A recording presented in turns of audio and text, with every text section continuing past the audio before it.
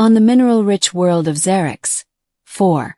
Beneath pale twin suns and a sky streaked with aurora-like ribbons, the Atari people had flourished for centuries. Tall, elegant beings with bioluminescent markings and keen minds, the Atari were renowned across the sector for their intellect, but cursed for their rigid caste system. Yelani was born to the caste of thinkers, high enough to be educated, but low enough to be disposable. Her family, once proud technocrats, had fallen into debt after a mining accident claimed her father's life. With resources dwindling, her mother struck a deal in whispered desperation. At the age of 17, Yelani was sold. She remembered the day with crystalline clarity, the cold grip of the slaver's hand, the way her mother's eyes wouldn't meet hers, and the jagged sound of her little brother's sobs. She hadn't cried, not then. She saved her tears for the silence of the cargo hold where dozens of others wept or stared blankly into metal walls, their fates sealed in digital contracts and trade documents. The destination, Veltraxis Station, an independent hub between human and alien territories, known for its black markets and gray morals.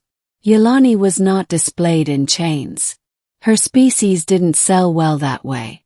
Instead, she was dressed in ceremonial silk, painted with artificial luster to accentuate her markings, and presented like an exotic collectible.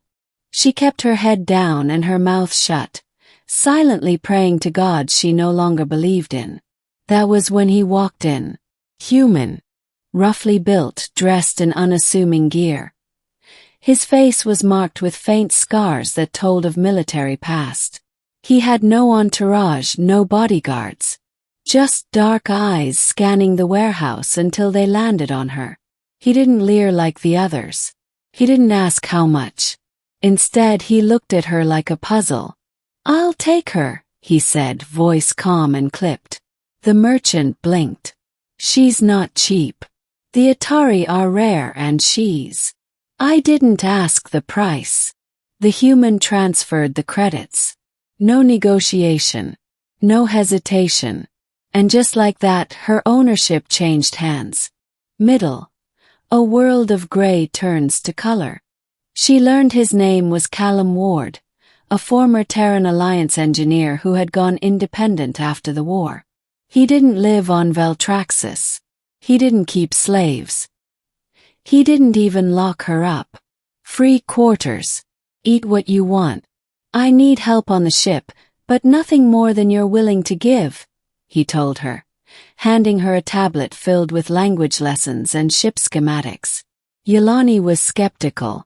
Freedom wasn't given so easily.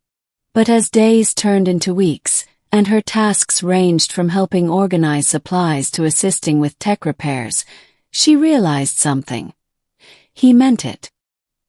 He never raised his voice, never touched her without permission, and never made demands beyond basic teamwork. He paid her actual credits for her help. She began to sleep better, smile sometimes, laugh even. One evening, as they floated in low orbit above a desert moon, she stood beside him on the bridge. He leaned on the railing, sipping dark tea, his eyes scanning the stars. "You ever think about going home?" he asked. Yelani didn't respond immediately. Her markings pulsed faint blue. "My family sold me. I have no home," she said quietly. He nodded, no pity in his gaze, just understanding. "Then maybe it's time to build your own." She turned to look at him, the human who had no reason to care, no obligation to help. "Why did you buy me?" she asked for the first time. He took another sip. "I've seen enough chains in my life. I break the ones I can. A storm brews, shadows of the past. But peace has a way of inviting danger." Months passed. Yelani became part of the crew, though it was only her and Callum. Together they retrofitted the ship, took on odd salvage jobs, and avoided major entanglements. She upgraded the AI core, taught him about Atari hydro interface systems, and even gave the ship a name, Second Dawn. They became inseparable. Not just allies, not just friends. Something more unspoken, growing in the quiet moments and shared smiles. Her trust in him deepened into admiration, and his gaze often lingered longer than it used to. Then came the transmission. Bounty. Her. The family that sold her had fallen into further ruin, and in desperation, sold her contract again, to a syndicate. But she was no longer a simple slave. Her biosignature had been flagged as stolen property by a corrupt registry agent. The bounty hunters didn't care about legality, only about the credits. They came fast. 3 ships, armed, ruthless. Callum didn't hesitate. He activated the cloaking field and flew them into the asteroid belt of Encelar 5. The hunters pursued, firing warning shots and broadcasting demands. Yelani, seated at the co-pilot's terminal, glanced at him.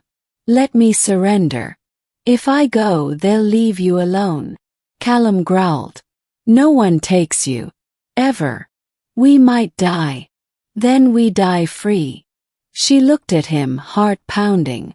The man who'd bought her freedom was now willing to die for it. She whispered, "You're insane." He smirked. "Takes one to love one." Her breath caught. The words hung between them, electric and real. The chase ended with a trap, set by Yelani herself. She rerouted the energy grid through the mining array, converting the ore extractor into a makeshift ion cannon. One blast, and the lead hunter was crippled. The others fled. When the dust settled, Callum turned to her, expression unreadable. "You saved us." "So did you." They didn't speak again that night. But as the stars rotated in the silence of space, she curled up next to him in the sleeping bay, resting her head on his shoulder. He didn't move. He didn't stop her. He just held her hand, ending love and liberation. The next day, they made for the neutral city of Ardent's Reach, a place where records could be wiped and identities recoded. Yelani's registry was erased, and a new ID was crafted. No longer property, no longer a fugitive. It was free.